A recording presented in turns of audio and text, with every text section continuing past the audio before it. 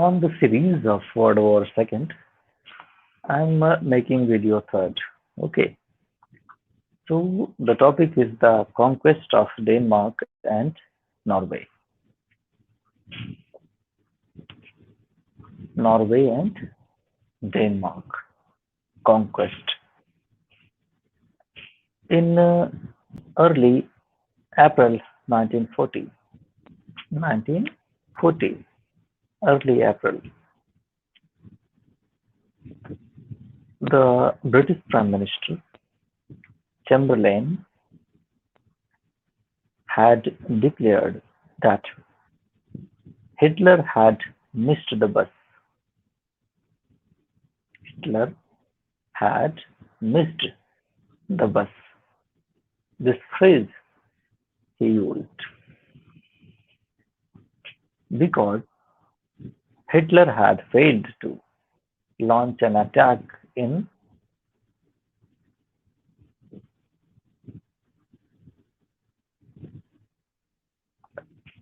sorry, the Chamberlain, the Prime Minister of Britain, had said to Hitler that he had missed the bus because the Chamberlain had failed to on uh, attack on the German from the western side, Germany, when the West was not prepared for it. Okay, I got it. He's saying actually that the West means the France and Britain was not prepared to fight with to protect the from the German invasion. Now we are prepared for this. So the Hitler had missed the bus. Hitler had missed the opportunity because he first time launched in August, and time 6 months is gone now. Now I am prepared. Before I was not prepared for to protect from the invasion, but Hitler has missed the bus. Now I am prepared for to launch that to defend ourselves. So that's a very important thing. He may uh, he was to be proved wrong in few days later and to lose his prime ministership after a month.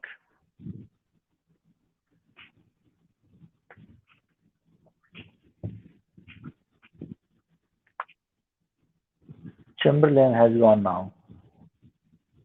After a few months, he was not remain as a prime minister.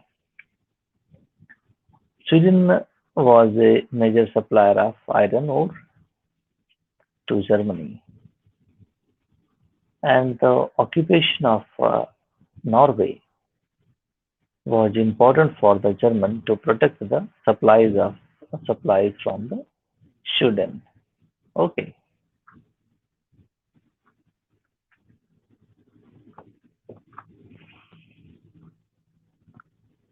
In the meantime, a fascist movement had arisen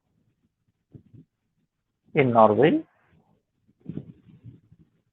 and its leader, Vidkun Quisling, was in touch with the German to facilitate her conquest of Norway.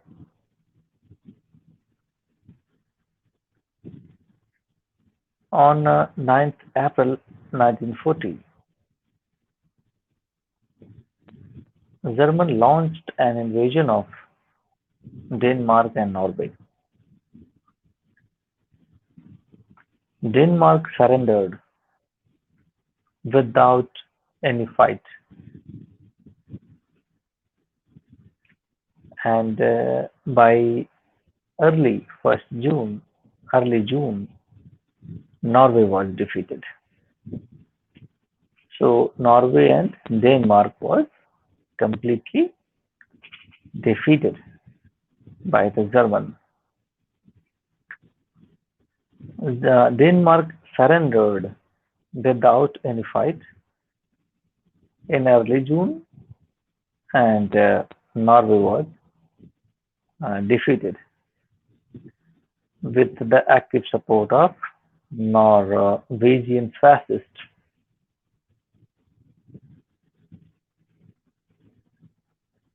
The British and French forces sent to the aid of Norway had left Norway even earlier. With the conquest of Denmark and Norway,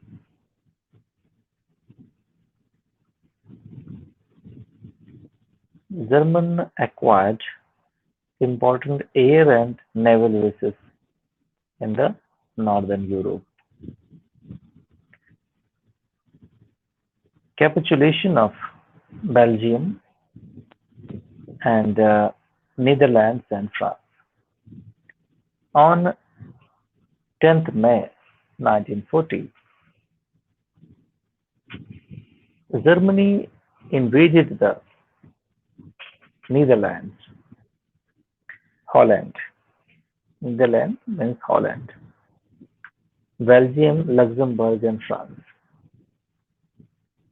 Within a few hours, Luxembourg surrendered.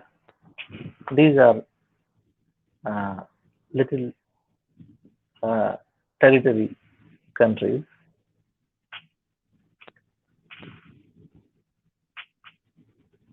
Luxembourg surrendered, and the Netherlands surrendered within 5 days of attack. Belgian king ordered the surrender of his troops on 28th May, 17 days after the invasion. The Phonese War had came to an end. On 26th May, evacuation of about 350,000 British, French, and Belgian troops. The Belgian troops being those who had refused to surrender. Okay, so Belgian king actually said that we have to surrender, but some uh, their soldiers were not willing to surrender. So they joined the grouping of Britain-led Britain and French-led uh, process, who had retreated to Dunkirk, Wigan, and by 4 June they were transported to Britain.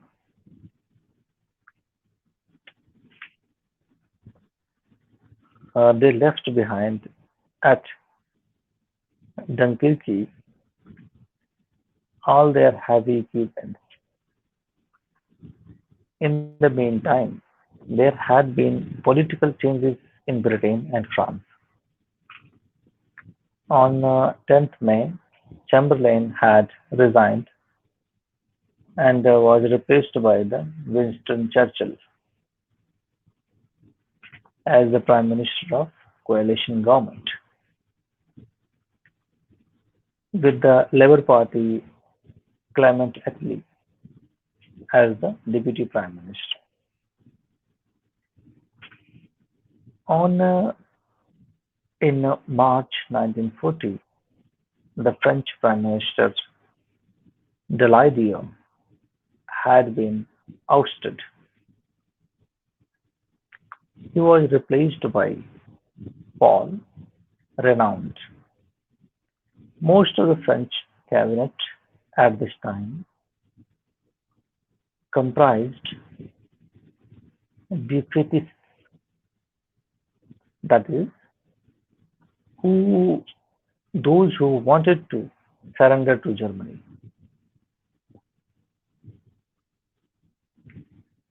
On 9th June, the French government left Paris, which on 14th June was occupied by the German troops. Now, the head of the French government was Marshal Henry Philippe Pétain, who appealed to Germany for peace. So far, Italy had kept itself aloof. Now that the defeat of France has been, as of Britain, seemed imminent, she entered the war. Next, the Britain entered the war on 10th June on the side of Germany.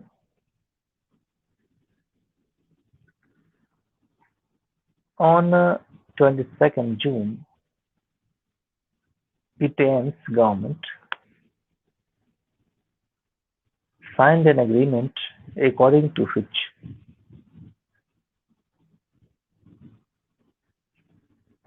Alsace-Lorraine was annexed by the Germany.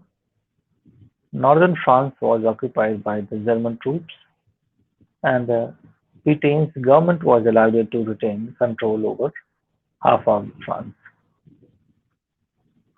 Britain's puppet government, which moved to Vichy, was also allowed to retain control of French colonies and collaborated with the Nazis.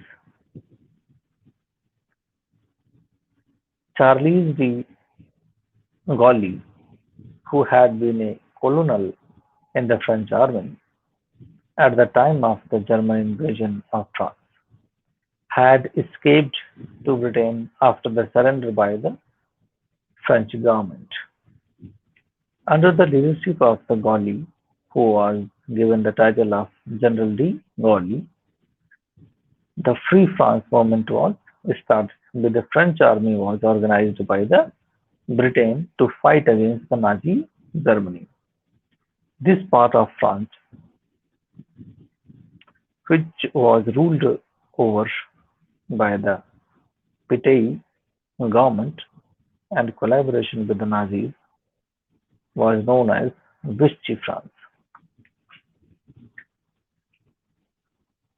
So the next topic is the Battle of Britain. After having conquered about the half of the Western Europe, Germany now planned the invasion of Britain. This is very important for Taiwan to learn because the UK is not directly connected with the Europe by the land. There it comes this English channel. Okay, so that separates two countries. So that was the very important factor which German could not able to bridge up. So German could not able to uh, invade to the UK on that time, so that Taiwan can learn from it because it is not connected with the China directly with the land borders.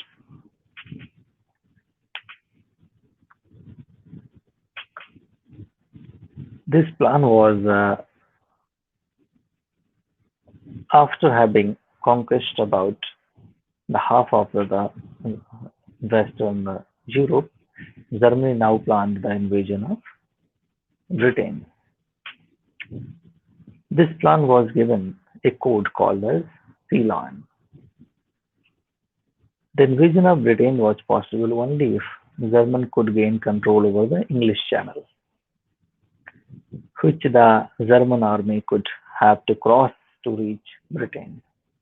This, this required the Britain Air Force and Navy to be made effective for preventing the crossing of the channel. German bombers and fighters started the bombing of the Britain ports, airfields, and aircraft factories. There were dogfights between the aircrafts of the two countries over the channel and over the ports and cities of the Britain. The German now forced surrendered heavy losses than the Britain Air Force. Because of the stiff resistance by the British Air Force, Germany started raiding Britain's big cities, particularly London, at the night in the hope of destroying the morale of the people. Britain, in return, conducted air raids on Germany. Air raids on Germany. This aerial battle between Britain and Germany is known as the Battle of Britain. In order to keep the morale of the British people high, the British Prime Minister broadcast a number of his speeches. Some of these speeches are among the most famous examples of oratory in the world, offering his countrymen nothing but blood, toil, tears, and sweat. In one of his speech, he said, his speeches, even though many old and famous states have fallen or may fall into the grip of the Gestapo and all the odious apparatus of the Nazi rule, we shall go on to the end. We shall fight in France. We shall fight on the seas and oceans. We shall fight with growing strength and confidence in the air. We shall defeat our island, whatever the cost may be. We shall fight on the beaches.